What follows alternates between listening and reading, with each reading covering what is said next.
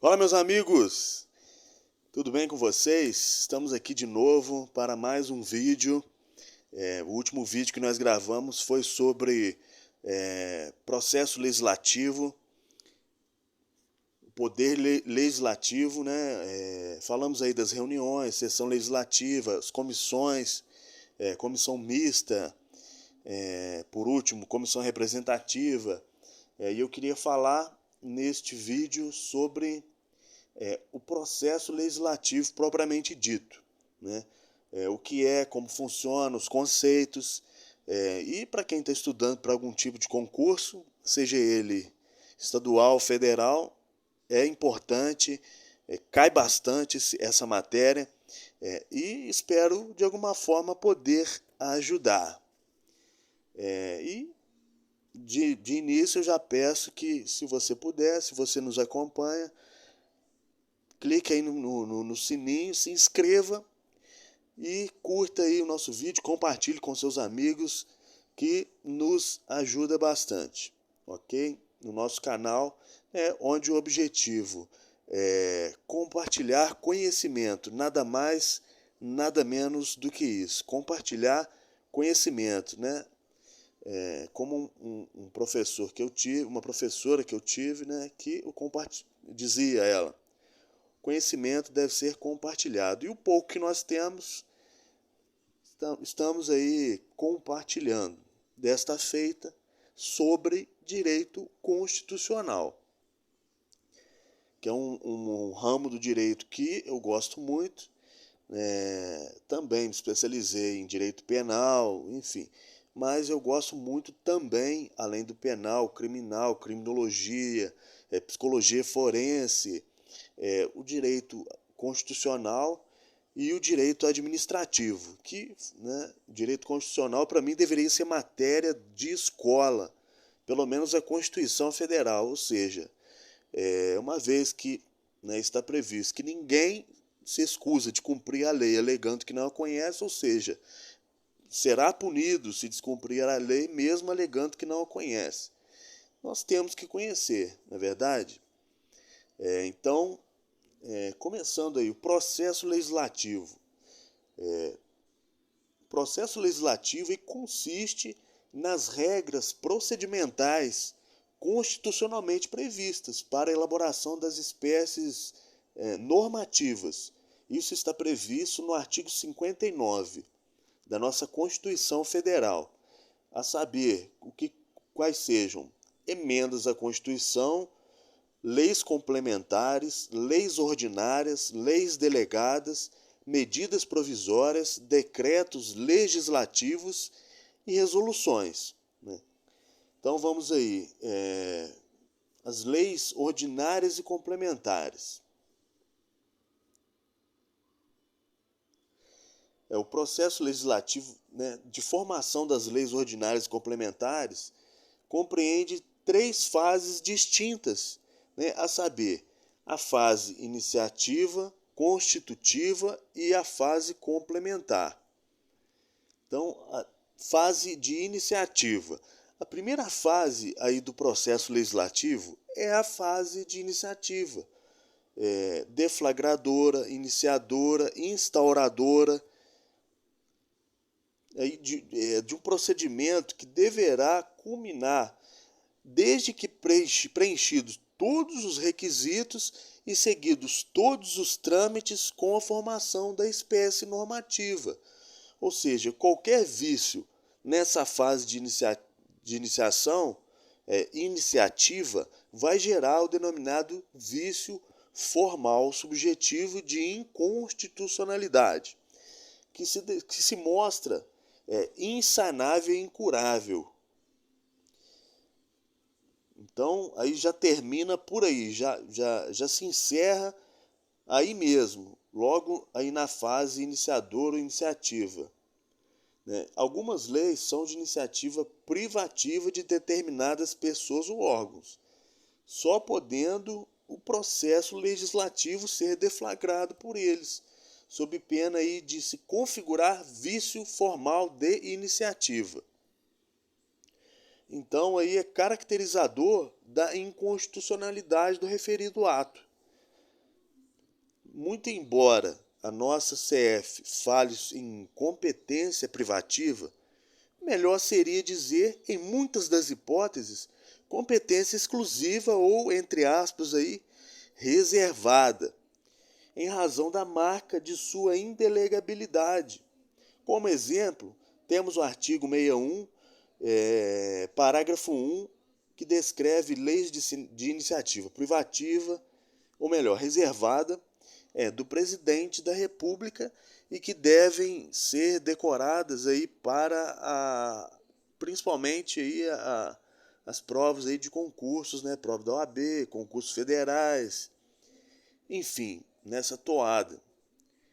Então aí nesse rol uma exceção, qual seja, o artigo 61, parágrafo 1º, inciso 2, a linha D, que prevê a organização do MPU.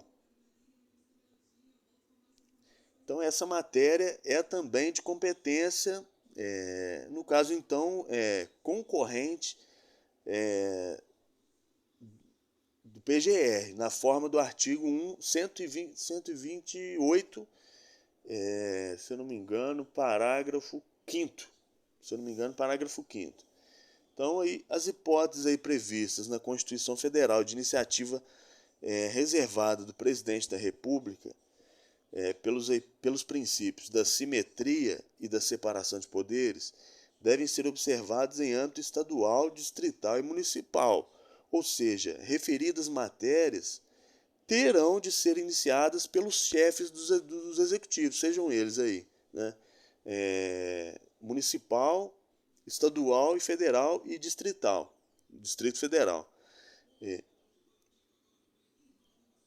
sob pena de se configurar inconstitucionalidade formal subjetiva, ou seja, o poder executivo legisla por meio de medida provisória.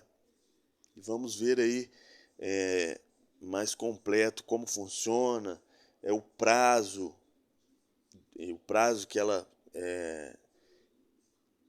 fica vigorando. Então, a fase constitutiva. Nessa segunda fase aí do processo legislativo, nós teremos a conjugação de vontades, tanto do legislativo, ou seja, deliberação parlamentar, discussão e votação, como do executivo, deliberação executiva, sanção ou veto. Em decorrência aí do bicameralismo federativo, que é o nosso, tratando-se de processo legislativo de lei federal, sempre haverá apreciação de duas casas, a casa iniciadora e a casa revisora. Assim, para que o projeto de lei complementar e ordinária seja apreciado pelo chefe do executivo, necessariamente deverá ter sido previamente apreciado e aprovado pelas duas casas, a Câmara dos Deputados e o Senado Federal. São as duas casas aí, ok? Então vamos lá. A matéria constante de projeto de lei rejeitado somente poderá se constituir objeto de novo projeto na mesma sessão legislativa, mediante proposta da maioria absoluta dos membros de qualquer das casas do Congresso Nacional. Isso está previsto no artigo 67. Dei uma lida, está bem explícito, bem claro e bem fácil de entender. Artigo 67 da CF. Então, a matéria que for rejeitada só poderá ser objeto de nova deliberação mediante maioria de uma das casas. Ok? Então, terminada a fase de discussão e votação, aprovado o projeto de lei, deverá ele ser encaminhado para a apreciação do chefe do executivo, presidente, prefeito, governador, que terá aí o prazo de 15 dias úteis, ou seja, prazo de 15 dias úteis para sancionar ou vetar. Artigo 66, parágrafo... Deixa eu conferir. Parágrafo 1, aí da nossa CF, da Constituição Federal. Então, em caso de concordância e de aquiescência, o presidente da República sancionará o projeto de lei expressamente ou tacitamente. Sanção é o mesmo que anuência e aceitação, ou seja, sancionado, aceito, teve a sua anuência. Então, decorrido o prazo de 15 dias úteis, ou seja, guarda esse prazo, 15 dias úteis, o silêncio do presidente importará em sanção. Trata-se aí da denominada sanção tácita. Então, sanção tácita é o silêncio do executivo, acarreta aí a aprovação, vamos dizer assim, né? A concordância do projeto por meio do executivo. Então, em caso de discordância, poderá o chefe do executivo, presidente da República, vetar o projeto de lei, né, total ou parcialmente, devendo aí ser observadas as seguintes regras, muito importantes. Prazo para vetar, 15 dias úteis, né, contados da data do recebimento, ou seja, a data em que ele recebeu. Recebi agora, a partir de agora contam 15 dias úteis. Tipo de veto, total ou parcial. Revisão ali da matéria, parcialmente, enfim. Ou o projeto todo. Ou se veta todo o projeto de lei, é o veto total, né? Ou somente parte dele. O veto parcial só abrangerá texto integral de artigo, de parágrafo, de inciso ou de alínea. Assim, então, podemos afirmar que não existe veto de palavras. Isso é muito importante. Não poderá retirar-se ali do projeto palavras, e sim ali abrangerá texto integral de artigo, de parágrafo ou de inciso, e não apenas uma palavra. Vetando-se uma palavra, poderia alterar profundamente o sentido do texto, apenas uma palavra. A gente sabe disso, uma palavra altera e pode alterar completamente o sentido de um texto. Então vamos lá. Então, na hipótese de veto parcial, haverá análise pelo Congresso Nacional, deputados, senadores, Câmara e Senado, apenas da parte vetada, o que significa que a parte não vetada, que será promulgada e publicada, poderá entrar em vigor em momento anterior à referida parte vetada, o veto parcial, se vier a ser derrubado. Então, motivos do veto. Acho que ficou bem esclarecido aí. O veto total é o projeto todo, e parcial, apenas uma parte, não podendo vetar palavras, e sim o texto integral. Motivos do veto. Vetando o projeto de lei total ou parcialmente, o presidente da República deverá comunicar ao presidente do Senado Federal os motivos do veto, no prazo de 48 horas. Poderá o presidente da República vetar o projeto de lei se entendê-lo inconstitucional. Veto jurídico. Inconstitucionalidade, veto jurídico. Ou contrário ao interesse público. Veto político. Interesse público, veto político. Obviamente, os parlamentares representam o interesse da coletividade. Pelo menos na teoria. Na prática, sabemos que nem sempre é desta forma. Ou seja, eles estão lá para representar a nossa vontade. São representantes do povo que o elegem por meio do voto. Ok? Características do veto. O veto é sempre expresso, conforme nós vimos, né? Assim, não existe veto tácito, devendo ser motivado e por escrito. Ou seja, o veto deve ser motivado por escrito. E não como na aceitação, tacitamente, a perda ali do prazo de 15 dias, tacitamente é aprovado. O veto não pode ser dessa forma. Passando-se o prazo de 15 dias, automaticamente ele passa a entrar em vigor, aquele projeto. Então, além disso, o veto deve ser motivado e por escrito, né?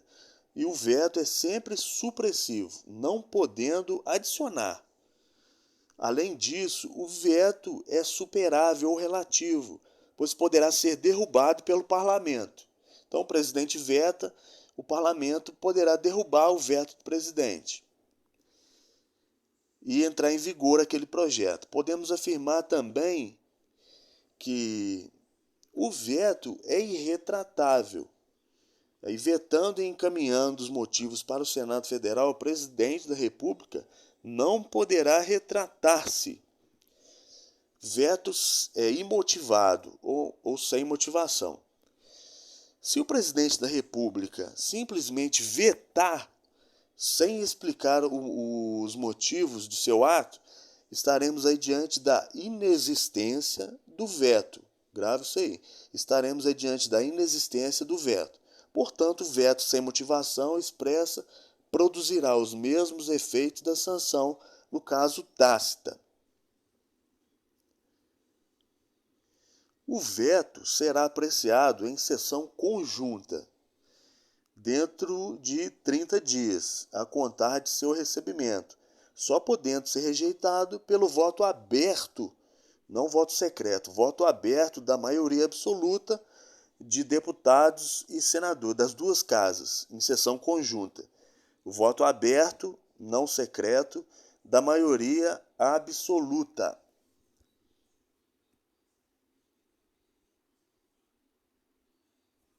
Ok? Então, finalizando essa parte, na próxima parte falaremos aí sobre a fase complementar de promulgação e publicação. Um abraço e até mais. Até a próxima.